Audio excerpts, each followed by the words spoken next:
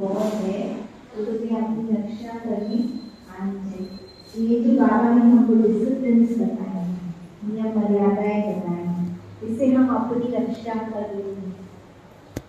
पर अब बाबा जो चाहता है, बाबा चाहता है कि अब तुम्हें औरों की रक्षा करनी आनी चाहिए।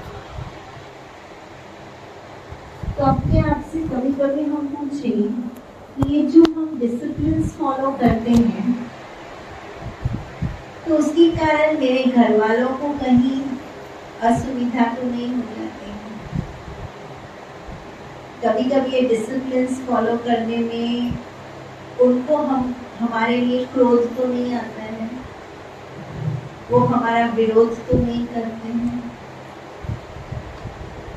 अगर करते हैं तो सूक्ष्म में कहीं ना कहीं हमारी पवित्रता की कमी है। पवित्रता माना सिर्फ ये जो ऊपर ऊपर के डिसिप्लिन मैंने बोले वो फॉलो करना नहीं है, लेकिन पवित्रता की बहुत सूक्ष्म परिभाषा जो आज भी बाबा ने बोली में बहुत क्लियर की है। तो सबसे पहले बाबा ने कहा समर्पण। तो जैसे हम बोलते हैं भगवान में आपकी शरण में आया, अब मेरी रक्षा करना। क्यों आते हैं हम भगवान की शरण में? कहीं ना कहीं कोई प्रकार का हमको दुख था। 2-3 हफ्ते पहले भी बाबा ने कहा दुखों की लिस्ट निकाल, कितने प्रकार के दुख हैं, और फिर उन दुखों को बाबा के नजरिए से, बाबा के पर्सपेक्टिव से, बाबा की लाइट से उस दुख का निवारण करके उनको सुखों में परिवर्तन करना हमारा कर्तव्य बनता है, राइट? तो हम भी कहीं ना कहीं इसी यात्रा पर चले ना। हम भी दुखी थे। हमारी यात्रा अभी तो सबको पता चल गया, स्वदर्शन चक्र 81 चक्कर लेकर के आए हैं। कहीं ना कहीं हमने अपने कर्म खराब कर लिए, किसी न किसी आत्माओं के साथ, वस्तुओं के साथ मिसयूज कर लिया, और फिर हमको वो चीज के कारण दुख मिला, और दुख के कारण हम बाबा के घर में आ गए और हमने अपना सुरक्षा का कवच बना लिया, प्रोटेक्शन कर लिया। पर अब पॉइंट है, अन्य आत्माएं मेरे सामने आएंगी, क्या मेरे पास इतनी पावर बन गई है? इसको बोलते योग का बल, ज्ञान का बल, धारणाओं का बल, सेवाओं का बल। और वो बल से बाबा ने आज भी कहा तुम्हारा काम है उनको सिर्फ दृष्टि देना, उनको माइक बनाना, है ना? लास्ट में बाबा ने कहा अब ये आत्माएं जो आएंगी घर गृहस्थी में रहेंगी, अपना जो संसारी ऑक्यूपेशन है वो करेंगी, साथ में वो स्पिरिचुअल लाइफ को अडॉप्ट करेंगे। तो हमारे योग के बल से उन बच्चों के अंदर वो बैलेंस बना सकें, हम अपने योग बल से उनको कर्म योगी बना सकें, सहज योगी बना सकें, क्योंकि प्रत्यक्षता होनी है उनके द्वारा, हमारे द्वारा नहीं। उसके लिए बाबा ने कहा सही पवित्रता मतलब समर्पण। हमारा समर्पण जितना जितना परसेंटेज अधिक होता जाए उतना वो आत्माएं बाबा के आगे समर्पित होती जाए। अब हमारा समर्पण में बाबा ने क्या बताया? मन, बुद्धि, संस्कार का समर्पण। और ब्यूटीफुल चीज होती है, विच मीन्स हम जो चलते चलते, हमारा पुरुषार्थ क्या था? ज्ञान मार्ग में आने के बाद हमारे मन, बुद्धि, संस्कारों पर स्वराज्य प्राप्त करना, ये मेरा पुरुषार्थ था। अब लास्ट का स्टेज ये हो जाना चाहिए कि मेरे मन के जो अलग अलग प्रकार हैं, एक है मेरा मन मंकी माइंड। मंकी माइंड माना जो चंचलता है। दूसरा है मेरा डोंकी माइंड। डोंकी माइंड माना जो अभी भी बोझ उठा रहा है, कोई ना कोई लेकर के चल रहा है, चाहे वो पास्ट का हो चाहे वो प्रेजेंट ब्राह्मण जीवन का। फिर है तीसरा बटरफ्लाई वाला माइंड, सोशल मीडिया। शुरू करते हैं कहाँ, ट्रैक कहाँ घूम जाती है और सोचते पता नहीं कितने घंटे वेस्ट चलेंगे। थोड़ा बहुत टीवी का आकर्षण, थोड़ा बहुत फैशन, भले वाइट है फैशन, बहनों को है थोड़ा फैशन, भाइयों को है थोड़ा सा प्रॉपर्टी। बोलो नहीं बोलो, आपको बोलने की जरूरत ही नहीं, ऐसे सारे घूम फिर करके ब्रह्मा कुमारियों के पास ही आते हैं। मेरा बाप प्रॉपर्टी नहीं दे रहा है, मेरा भाई प्रॉपर्टी, मेरे गांव में मकान है उसका बराबर डिवीजन नहीं हो रहा है, और क्या बोला जाता है, बहनी आप हमारे लिए योग करो, बहनी आप हमारे लिए भोग लगाओ। लोग है किसको, क्या हमें भोग लगाना चाहिए इसके लिए? सोच लेना। ये जो मन है, चाहे वो मंकी माइंड है, चाहे वो डोंकी माइंड है, चाहे बटरफ्लाई, मैं नहीं बोलती कोई भी हमारे यहाँ जो बैठे हैं संपूर्ण हो, लेकिन हम अपने मन को अभी फुल स्टॉप लगाना सीखें। और मन कैसा बन जाए? मन मेरा बन जाए लोटस मन, इसको बाबा कहते हैं न्यारा और प्यारा। क्या रक्षाबंधन को ये प्रॉमिस मैं बाबा को आज दे सकती हूँ? 3 प्रकार का मन मुझे आज समर्पण करना है। मैं प्रैक्टिकली बात बोल रही हूँ। 3 मन बताए, मंकी माइंड, डॉगी माइंड, और बस उसको फिनिश करके मुझे बनाना है अपना लोटस। दूसरा, बाबा ने कहा बुद्धि का समर्पण। बुद्धि का समर्पण में बाबा ने आज बहुत सुंदर बताया। बाबा ने कहा एक है दिमाग से समझना, दूसरा है दिल से समझना, वर्ड नहीं किया बाबा ने कहा दिल से महसूस करना। दिल से, दिल में समझता नहीं है, दिल क्या करता है? और जब वो दिल की महसूसता आती है ना, तो ऑटोमेटिकली दिल के अंदर जितने ब्लॉकेजेस हैं ना, वो 1 सेकंड में खत्म हो जाते हैं।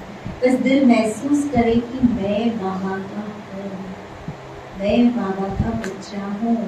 प्योरिटी मेरा नेचुरल नेचर है, प्योरिटी मेरा नेचुरल स्वधर्म है, मेरी नेचुरल क्वालिटी है, जो मुझसे कभी कोई छीन नहीं सकता है। मैं वो ब्यूटीफुल डिवाइन प्योर स्टार। ये है दिल की महसूसता। दिमाग काम करना बंद हो जाए। दिमाग राइट रॉन्ग नेगेटिव पॉजिटिव बहुत सोचता है। बाबा ने कहा वो दिमाग भी करप्ट हो गया, कलयुगी दिमाग हो गया। समझ में आया? जिसमें बहुत सारी चीज़ों का इन्फ्लुएंस है, माया का इन्फ्लुएंस है, बातों का। आज इंडिया में जाएंगे एक तरह का सिस्टम है, फॉरेन में जाएंगे वही चीज़, अलग सिस्टम है, लॉज चेंज हो रहे हैं। यहाँ आप देखोगे तो चीज़ की पनिशमेंट मिलती है, वहाँ जाएंगे भाग जाएंगे, चलो यहाँ से चले जाए, विदेश में क्योंकि पनिशमेंट ही है। ये बहुत सारी चीज़ों का बुद्धि पर प्रभाव है। कवनी का वेस्ट का प्रभाव है, नेगेटिव का प्रभाव है। किसका प्रभाव है? माया का प्रभाव है। तो क्या आज मैं प्रॉमिस कर सकता हूँ कि हाँ बाबा, मैं अपनी बुद्धि को पवित्र रखूँ, which means मेरी बुद्धि के सारे ब्लॉकेजेस वेस्ट और नेगेटिव के आज मैं आपको समर्पित करता हूँ। ये है हायर लेवल ऑफ प्योरिटी। फिर तीसरा बाबा ने कहा संस्कार। बाबा ने कहा 63 जन्मों के संस्कार ना ऐसे इतने क्या बोलते हैं जटिल हो गए हैं ना, हैबिट्स हमारे, और उसको ही हम सोचते हैं यही मेरा तो नहीं चलेगा, यही तो मेरी पर्सनालिटी है ना, ऐसे ही मुझे उठना है, ऐसे ही मुझे बैठना है, ऐसा ही मुझे सब सिस्टम चाहिए। बाबा ने कहा ये संस्कार आप फिनिश, ये है रियल प्योरिटी। क्या ऐसी प्योरिटी में आज जो बाबा की संस्कार है, जो रूहानियत है, हाँ, जो पूरा सोल कॉन्शियसनेस है, बॉडीलेस। बाबा ने कहा आत्मा आएगी आत्मा जाएगी, जैसी आत्मा आई वैसी आत्मा। और यहाँ बैठी सब आत्माएं है ना, है ना, पक्का निश्चय परम धाम की है। तो ऐसे वाले जो ओरिजिनल मेरे अनादि संस्कार है, जिसमें सतो प्रधानता है, 7 क्वालिटीज है, रेनबो क्वालिटीज, बस वही मेरा ओरिजिनलिटी है। बाकी कुछ मेरा ओरिजिनलिटी है ही नहीं, ये सब अक्वायर है, लेयर्स है। क्या इसको मैं समर्पण करने के लिए रेडी हूँ? जब ऐसा मेरा ये नीचे वाला स्वरूप कि मन बुद्धि संस्कार, ये 84 जन्मों वाला मन बुद्धि संस्कार, जब इसको मैंने बाबा को सरेंडर करना शुरू कर दिया, तब हम आ जाते हैं अपने ओरिजिनल अनादिकाल बिंदु, अमेरिका बिंदु बन बिंदु में समा जाना। जब ऐसे बिंदु पर मैं बिंदु में समा जाती हूँ, तब आ जाती है कि बाबा की मेरे द्वारा प्रत्यक्षता होने लगती है, बाबा की एनर्जी मेरे अंदर फ्लो होने लगती है। तब हम दूसरों को बाप पर न्यौछावर करा सकते हैं, समर्पण करा सकते हैं, दूसरों को कर्म योगी बना सकते हैं। अब एक ये टाइप का समर्पण होता है। दूसरा बाबा ने कहा 4 लेवल्स है समर्पण। एक है मैं शरीर नहीं हूँ, मैं आत्मा हूँ। आपको अगर प्रकाशमणि दादी, कितनों को ये विमान कह रही प्रकाशमणि दादी, कितनों ने प्रकाशमणि दादी को देखा है? हाथ खड़ा करो, पता चले। अच्छा नीचे करो, जिसने नहीं देखा है दादी को वो हाथ खड़ा करो। चलो 2-3 दादी की बातें मैं आपको। प्रकाशमणि दादी जब बहुत बीमार थी, हॉस्पिटल में थी, तो डिसीज ऐसा था कि स्वाभाविक शरीर में दर्द होना है। तो जब डॉक्टर्स दादी के पास जाते थे ना, तो दादी को पूछते थे कि दादी आपको दर्द है? दादी कहती नहीं, मैं तो बिल्कुल ठीक हूँ। सो जो साथ में रहने वाली बहनें थी ना, तो डॉक्टर्स उन बहनों को जाकर के बोलते थे कि आपकी दादी बोलती क्यों नहीं है? क्योंकि जो बीमारी दादी को है उसमें स्वाभाविक है कि दर्द होना ही है, पेन होना ही है। तो दादी को बोलने में शर्म क्यों आती है? और जब तक दादी हमको बताएगी नहीं, तो हम उनको ठीक से इलाज नहीं कर सकेंगे। कि अच्छे हमारे पास पेन किलर मेडिसिन है जो हम दादी को दे सकते हैं, लेकिन दादी आपकी बोलती नहीं। तो जो साथ में रहने वाली थी ना, मुन्नी दीदी, आपको अभी पता होगा, अभी भी कभी जाएंगे तो वो मुन्नी दीदी ने बोला डॉक्टर को कि आपको दादी को पूछने नहीं आता है।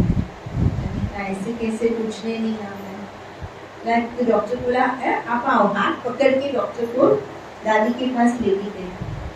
डॉक्टर बोला आप रुको, अब देखो मैं कैसे पूछती हूँ। सो मुन्नी दीदी ने दादी को, दादी आप कैसे हो? दादी कहते मैं बिल्कुल ठीक हूँ, मैं अच्छी हूँ। तो दादी आपके शरीर में अभी क्या हो रहा है? ठीक चल रहा है शरीर? नहीं, शरीर में बहुत दर्द है। इतना दादी का नेचुरल कॉन्शियसनेस था कि मैं शरीर नहीं हूँ, मैं आत्मा हूँ। चलते फिरते, आज हमको कोई पूछेगा जी आपका ठीक है? नहीं, पैर में दर्द है, सिर में दर्द है। बोल कितना नेचुरल है, नहीं बोलते। कभी हम ऐसे बोलते हैं कि मैं आत्मा हूँ, नहीं मैं ठीक हूँ, मेरे शरीर के अंदर दर्द है, मेरे पैरों में दर्द है, ऐसे बोलते हैं आप कभी? इसको हम कहते हैं स्मृति स्वरूप, और 100% स्मृति स्वरूप। एक और किस्सा सुना। एक बार ऐसे था, हम लोग बहनी कुछ जा रही थी प्रोग्राम करने के, तो हम लोग गाड़ी में थे। तो मेरे साथ एक माता थी गाड़ी में, उसके पति का, हम लोग थाना टेमरी नाका है ना, वो एरिया में थे।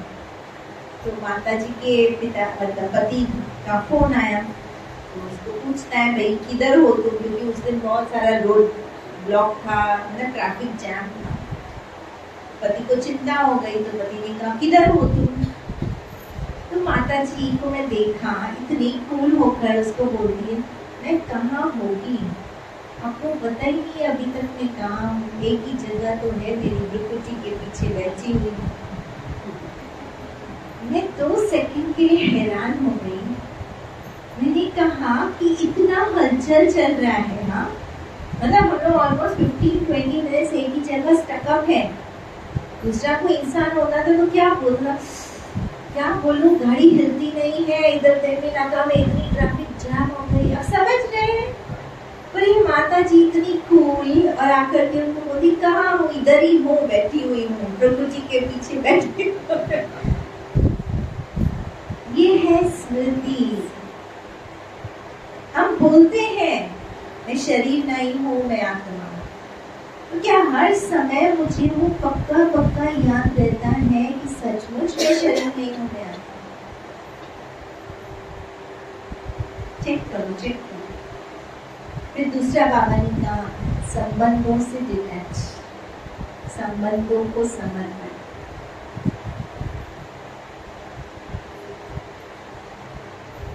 एक बार ऐसे था कि गुलजार दादी और जानकी दादी, हाँ गुलजार दादी और जानकी दादी, कुछ तो इशू था और वो लेकर के बाबा के सामने गए और बाबा बैठा है और गुलजार दादी नहीं सॉरी जानकी दादी और प्रकाश मणि दादी आपस की चिट चैट चालू।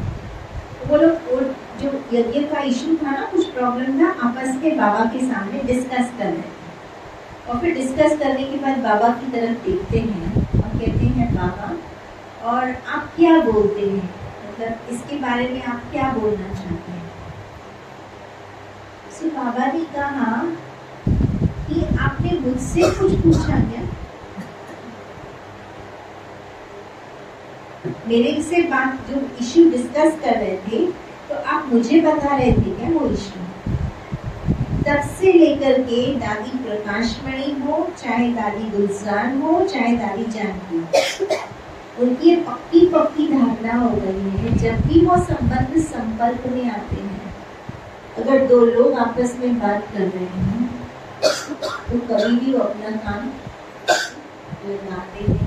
आज हम संबंधों में लगाते तो नहीं है, लेकिन पीठ के पीछे सुनते हैं, सुनाते हैं, समझ रहे हैं, बैक बाइटिंग करते हैं।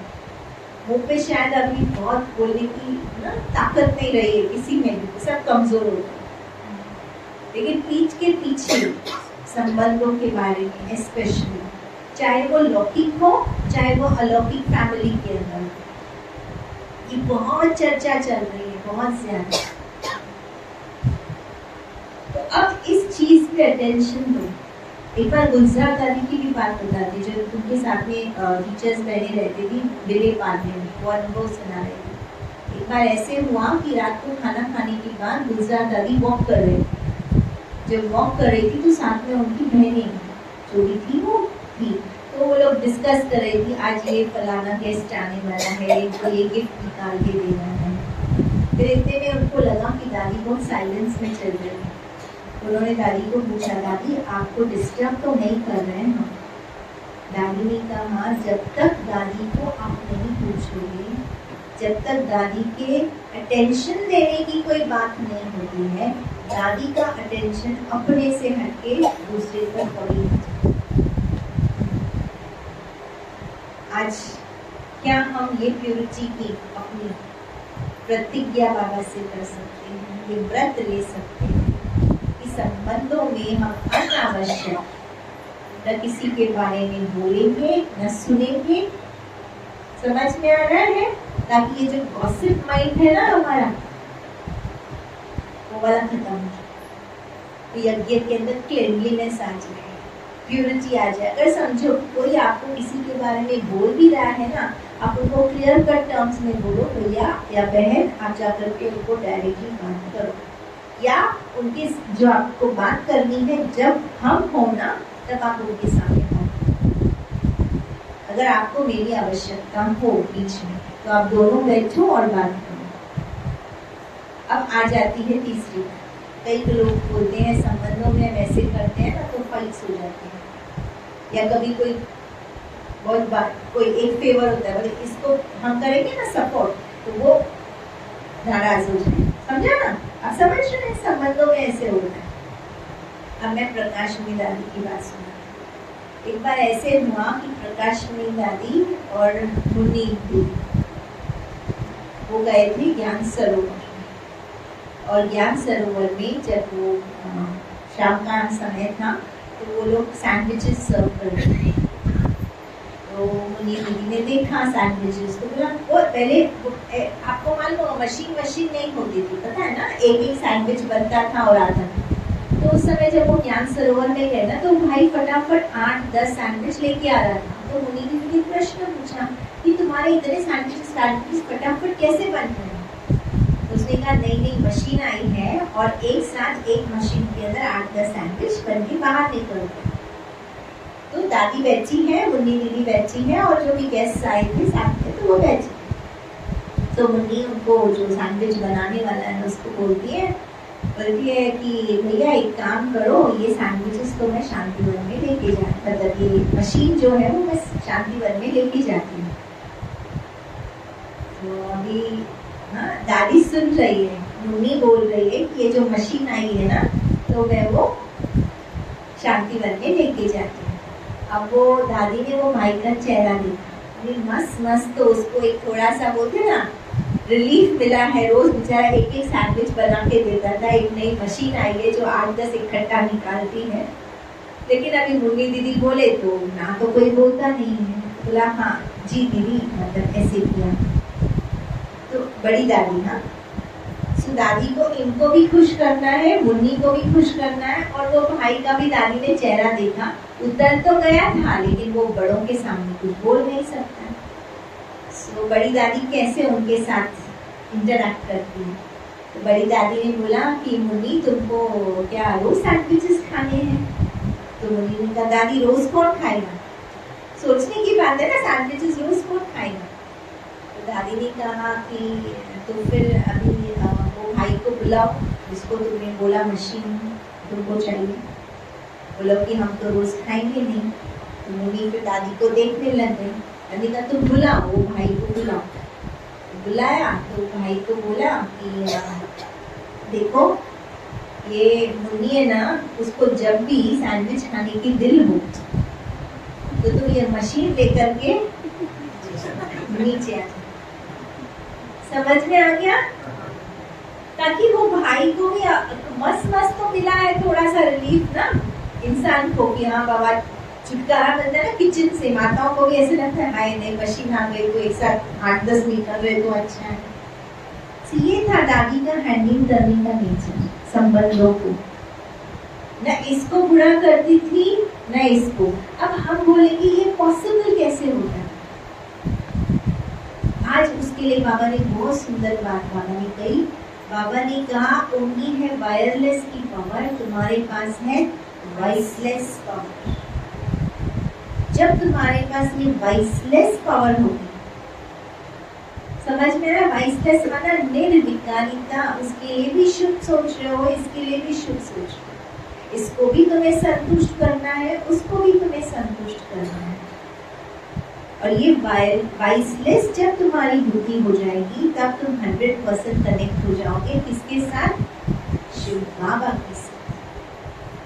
और वो शिव बाबा से जो तुमको निर्णय मिलेगा, वो सिचुएशन को, कॉन्फ्लिक्ट को, संबंधों को हैंडल करने के लिए, वो निर्णय से दोनों पक्ष वाले संतुष्ट हो जाएंगे। तो अब ये आ गया अगला स्टेप कि क्या मैं आज प्रॉमिस करता हूँ कि बाबा मैं अपनी बुद्धि को वॉइसलेस करूँगा।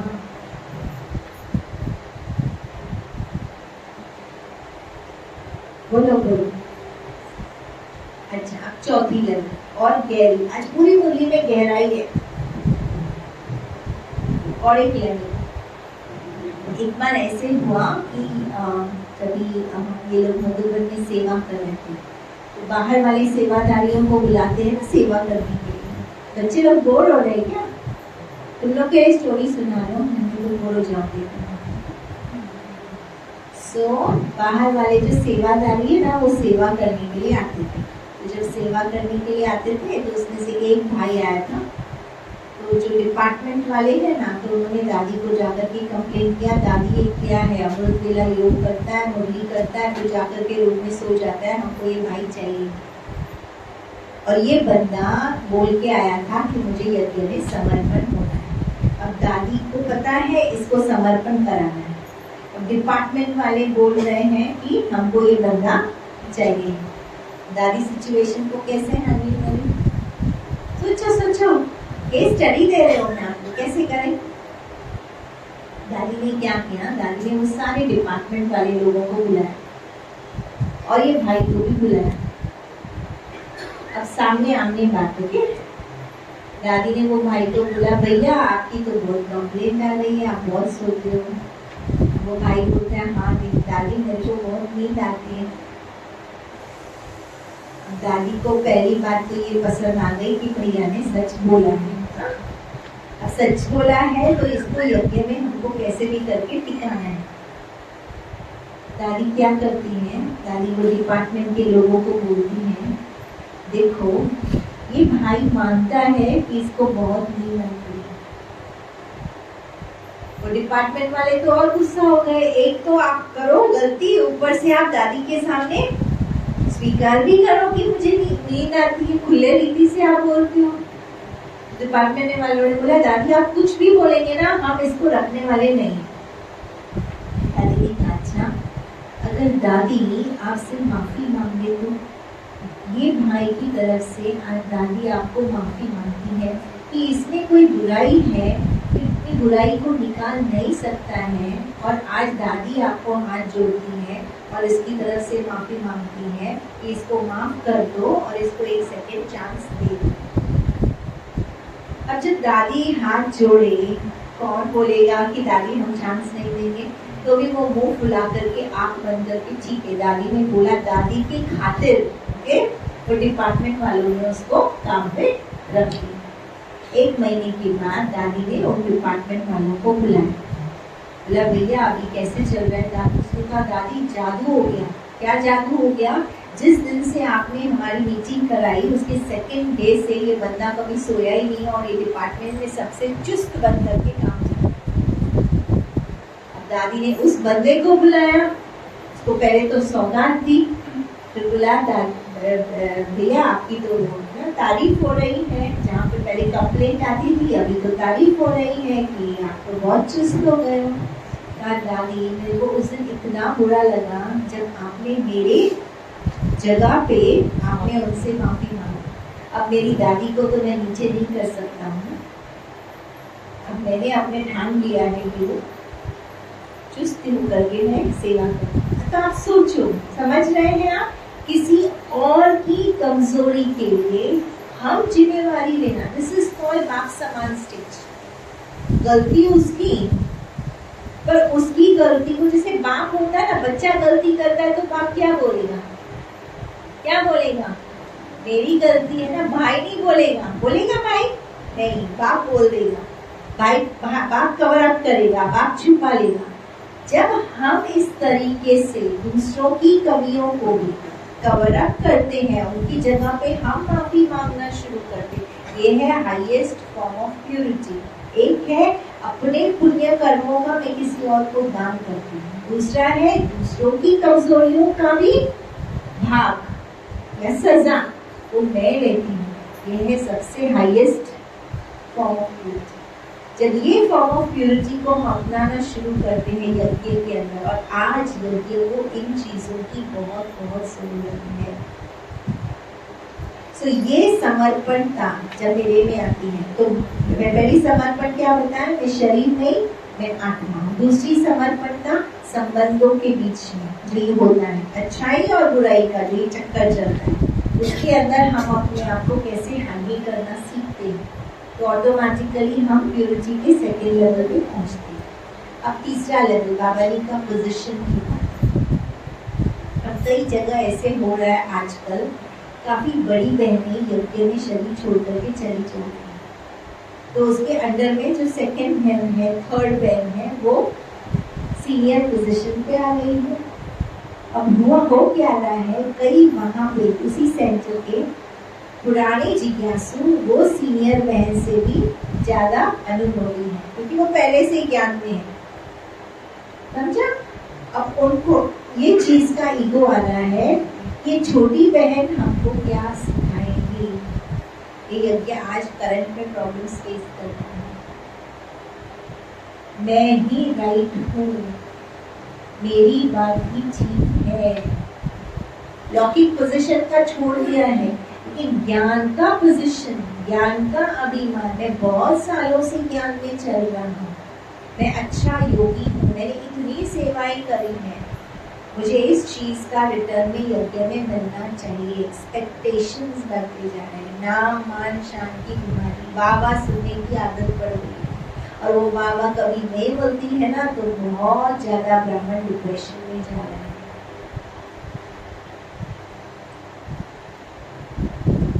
ये पोजीशन का जब हम त्याग करना शुरू करते हैं, पोजीशन को जब हम समर्पण करना शुरू करते हैं, तब हम कहेंगे हम असल में वो बाबा कितना शुद्ध पवित्र ब्राह्मण बना है, कमल पुष्पधारी ब्राह्मण बना है, ब्रह्मा मुख वंशावली ब्राह्मण बना है। आज मम्मा पापा को आप देखिए पोजीशन का, सेंटर्स का, स्टूडेंट्स का, वे आज बहुत सारे स्टूडेंट्स हैं, मैं बहुत अच्छा क्लास कराऊं, 2 लोग पढ़ने बैठे हैं, कैसे भी करके क्लास कराऊं। कभी ऐसे था मम्मा पापा को देखा, दादियों को देखा? So, आज उस चीज का बाबा हमसे क्या चाहता है, वो पोजीशन का त्याग करो। ईगो जो बीके लाइफ में आने के बाद ईगो डेवलप हुआ है, उस चीज का त्याग करना शुरू। और चौथा कौन सा था, कोई याद नहीं आ रहा है। पहला था मैं आत्मा हूँ, शरीर नहीं हूँ, दूसरा था संबंधों में त्याग, तीसरा है पोजीशन का, और चौथा कौन सा था त्याग, दुनिया में। मुरली सुनी ना आपने, मैं की वैरायटी, वही मैं की वैरायटी। पहला मैं शरीर नहीं, मैं आत्मा हूँ, फिर दूसरा था पोजीशन का, संबंधों का था विशेषता, और फिर बाबा ने आज मुरली में ब्रायन भाई की बात की। आपको पता है ब्रायन भाई बहुत अच्छा बिजनेस कंसल्टेंट था, बहुत ही अच्छा, और उसको बाबा का जब ज्ञान मिला तो उसने स्पिरिचुअल बाबा का जो नॉलेज था ना, वो उसने बिजनेस वर्ल्ड में वो लेकर गया सुनाने के लिए, ज्ञान सुनाने के निमित्त पर। और सबसे ब्यूटीफुल बात बताऊँ आपको, दादी जानकी का फेवरेट था, और दादी उसको जब भी दादी मधुबन आती थी, खास करके दादी उसको मधुबन बुलाएगी, वो दादी के साथ टाइम स्पेंड करना। इवन दादी अगर विदेश कंट्रीज में गई ना तो दादी उसको बुलाएगी, और वहाँ पे दादी बहुत सारे बड़े बड़े बिजनेस लीडर्स का प्रोग्राम रखती थी, जिसमें ब्रायन भाई का टॉप पहला होना ही था। बाकी कोई हो ना हो चलता था, लेकिन ब्रायन होना ही चाहिए वो टॉप। अब ऐसे था कि जब भी वो लंदन, दादी माना लंदन की ना जानकी दादी, तो जब भी वो लंदन आता था ना तो वहाँ एक जॉन भाई रहता था, जो इनके टाइम का ही था। मतलब ब्रायन भाई निकला और ये जॉन भाई निकला, ब्रायन, चार्ली, निक, जयंती, ये सब साथ में बैठते थे, बत्तियां करते थे। फिर मॉर्निंग ये सब वो टाइम की थी। फिर ये एक जॉन भाई भी था। तो ये जब ब्रायन भाई जब भी आता था ना तो इसका जो है ना मन बहुत उदास हो जाता। इसका जॉन भाई। तो एक बार ऐसे हुआ कि जॉन भाई मतलब ब्रायन भाई ने जॉन भाई को पूछा, क्या हुआ, आपकी तबीयत ठीक है? तो बोला नहीं, मेरे को ना सिर में बहुत दर्द है। था कुछ नहीं, दर्द कहीं और था, पर उसको सिर में दर्द था। फिर मुझे लगता है दादी जानकी को पता चला ये चीज कि जब भी ब्रायन आता है ना, जॉन भाई की तबीयत खराब हो जाती है। तो एक बार दादी जानकी ने जॉन भाई को बुलाया, बोला कि क्या हुआ, मतलब मैंने सुना है कि आपको ब्रायन पसंद नहीं आता है। तो दादी तो बहुत ओपन होती थी और दादी सबको बहुत प्यार करती थी ना, तो दादी के सामने सब लोग सब अपना दिल हल्का करते थे। तो दादी को बोला कि नहीं दादी, ऐसी बात तो नहीं है कि, दादी ने कहा बोलो, मतलब क्या बात है, अगर तुम बोलोगे नहीं तो मैं तुमको हेल्प भी नहीं कर सकती। तो जॉन भाई ने कहा नहीं दादी, मुझे हमेशा ऐसे लगता है कि जब ब्रायन आता है ना तो सब लोग उसकी बहुत वाह करते हैं और तालियां बजाते हैं। मैं इतने साल से चल रहा हूँ तो मेरे को तो कोई पूछता भी नहीं है, मेरे को कोई वैल्यू भी नहीं है, मुझे ऐसे लगता है मेरी कोई विशेषता ही नहीं। तो दादी ने कहा कि तुम्हें पता नहीं तुम्हारी क्या विशेषता है? कहा सच्ची दादी, आप तो देख ही रहे हो, मुझे तो और कुछ आता नहीं, मुझे तो सिर्फ गाड़ी चलाना आता है। तो तो दादी ने एक चीज बहुत अच्छी कही उसको, जो मतलब मैं भी कभी कभी वो चीज अगर ना याद कर लेती हूँ। दादी ने कहा कि ये नीचे वाला ना आपका रोल है। जैसे अमिताभ बच्चन को पूरी पिक्चर में वो एक ब्लाइंड मैन का रोल था, एक पिक्चर में ब्लाइंड था। तो ये नीचे वाला आपका रोल है जिसपे आपका कोई कंट्रोल नहीं है। समझ रहे हैं?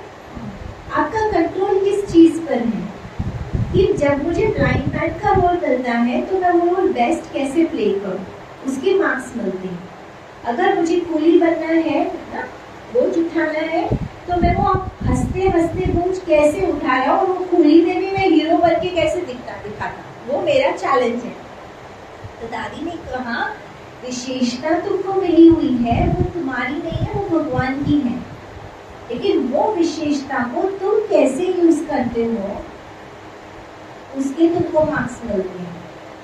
ब्रायन को ये विशेषता मिली है, वो उसको कैसे यूज कर रहा है। अब तुम्हारी विशेषता, दादी ने कहा विशेषता को प्योरिटी से यूज करो, मेरापन समझ के यूज नहीं करो, ईश्वरीय देन समझ के यूज करो, विशेषता को विशेष कार्य के लिए यूज करो।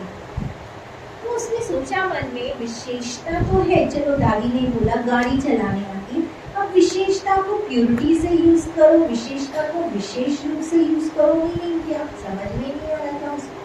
बहुत दादी उत्तर कभी नहीं देगी। दादी एक पॉइंट देगी और बोलेगी तुम R&D करते रहो, बैठे रहो बाबा के रूम में जाकर के।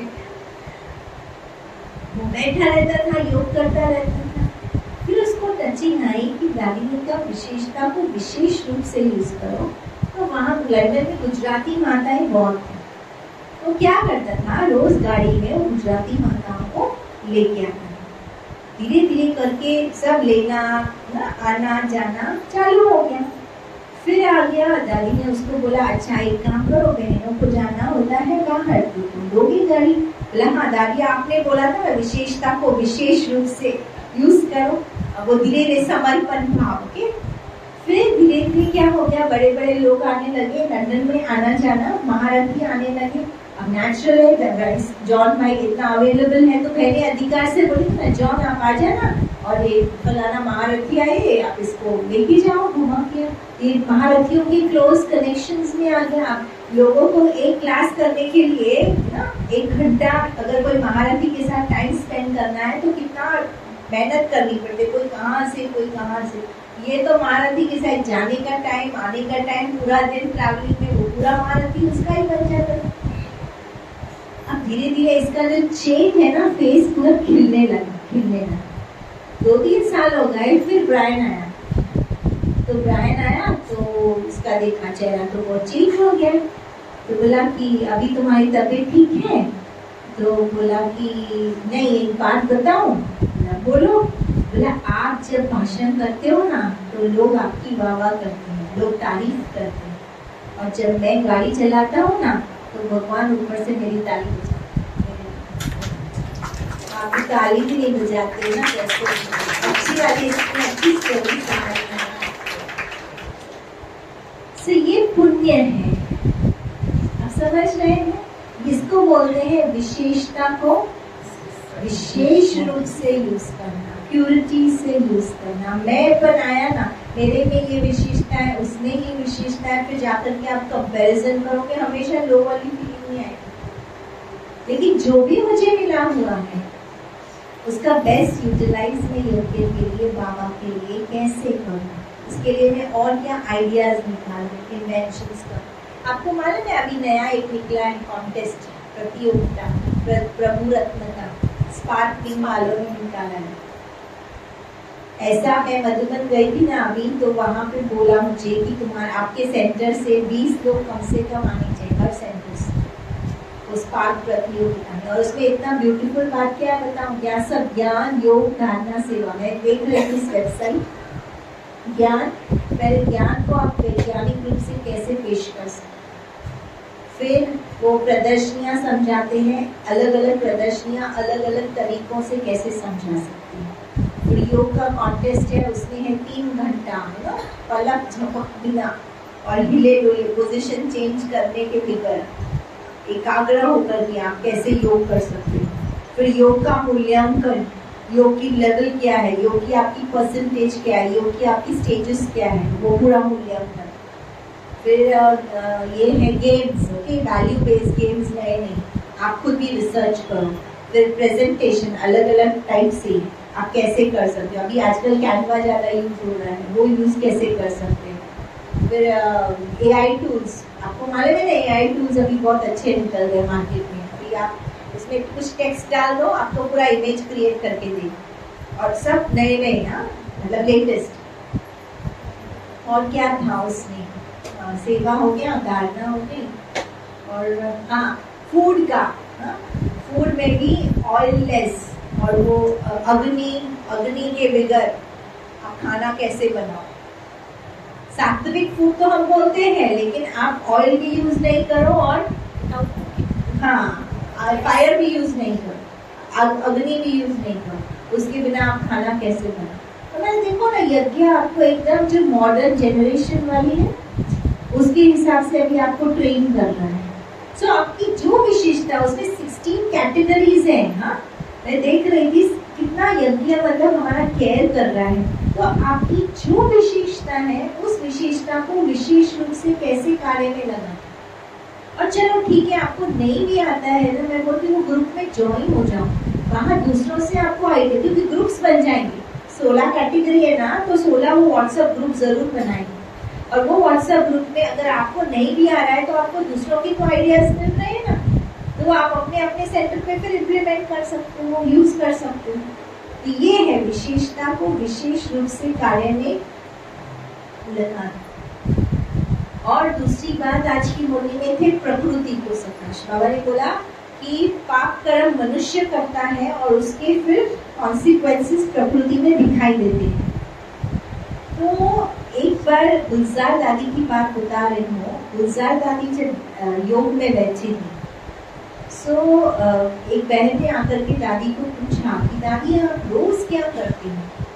सो दादी ने कहा कि बचपन से लेकर के आज तक कि सबसे पहले मैं प्रकृति को सकाश दी। दादियों ने ये काम ना अखंड रीति से किया है, इसलिए देखो दादियों का शरीर जब सेवा होगी ना कभी बीमार नहीं होगा। जब बड़ी सेवा है, बड़े प्रोजेक्ट्स है, अपने आप बाबा इनको खड़ा कर देता है, और जब सेवा नहीं है ना तो उनको बाबा रेस्ट में लेके जाता है। सो क्या हम दादियों की ये चीजों को फॉलो नहीं कर सकते हैं? प्यूरिटी हम में तो है, पर मेरे शरीर को मेरे से क्या फायदा हुआ, मेरे संबंधियों को मेरे से क्या फायदा हुआ। मैंने मेरी रक्षा करी, बट मेरे शरीर की रक्षा करना इम्पोर्टेंट है, वो फ्लो ऑफ एनर्जी डालना इम्पोर्टेंट है। जो भी है, शंख चक्र गदा कमल का फूल, मेरे शरीर में मैंने फ्लो किया उस एनर्जी को, मैंने दूसरी आत्माओं की तरफ, मेरे घर वालों की तरफ एनर्जी को फ्लो किया, तब हम कहेंगे ना विश्व राज्य अधिकारी उस सिंहासन पर बैठने के लायक है, वरना पॉसिबल नहीं है। फिर और एक बात, प्यूरिटी माना संपूर्ण आत्मिक प्यार।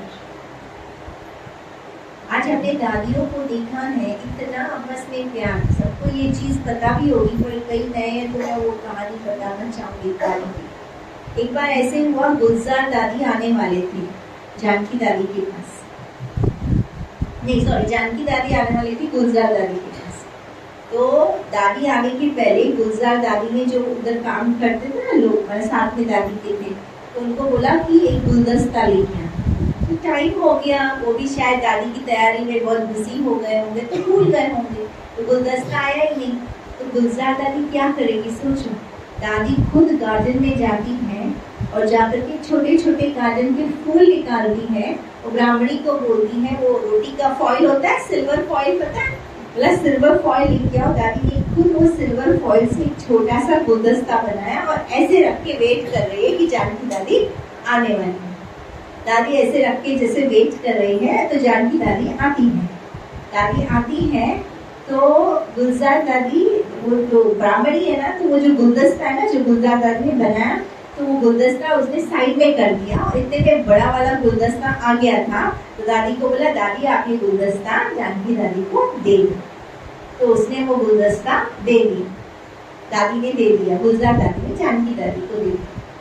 फिर वो लोग की चिट चैट चल रही थी, तो वो जो ब्राह्मणी बैठी थी ना, तो हंसते हंसते ऐसे ही मजाक मजाक में बोला, दादी जानकी आपको मालूम है कि गुलजार दादी ने आज क्या किया?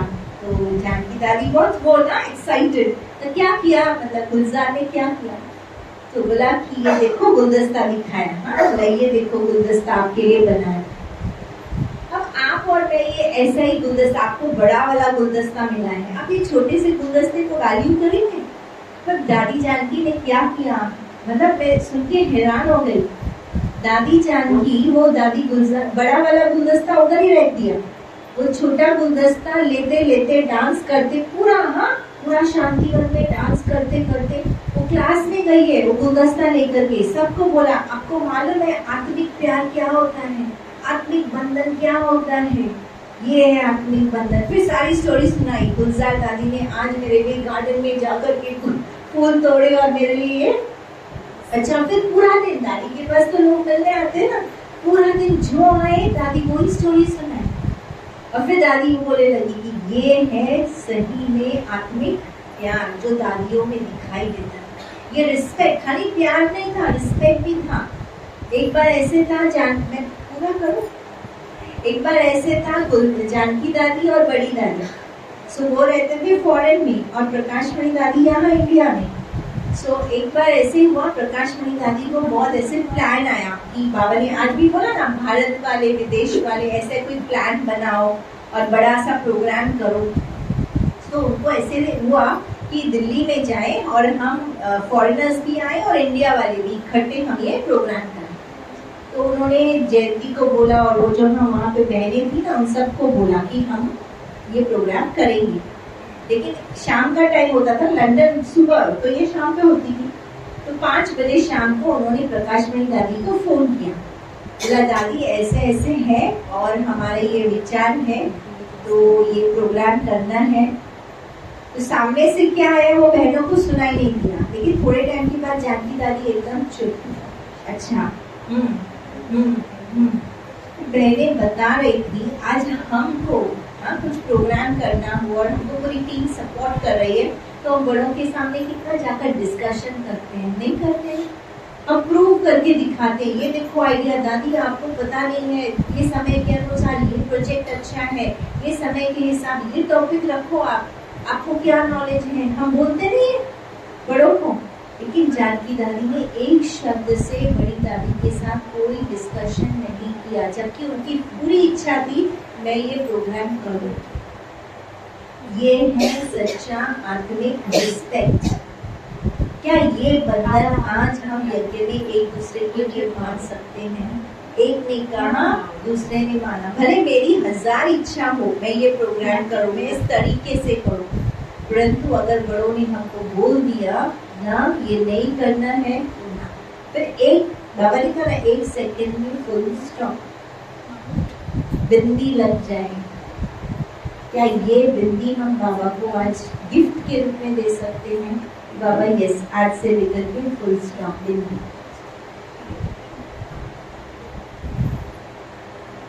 अभी लास्ट बोलती हूँ, सच्चा रक्षा बंधन मना धीरज। बाबा कई बार बोली में बोलता है, जानकी दादी भी ये चीज बोलती, धीरज धीरज धीरज।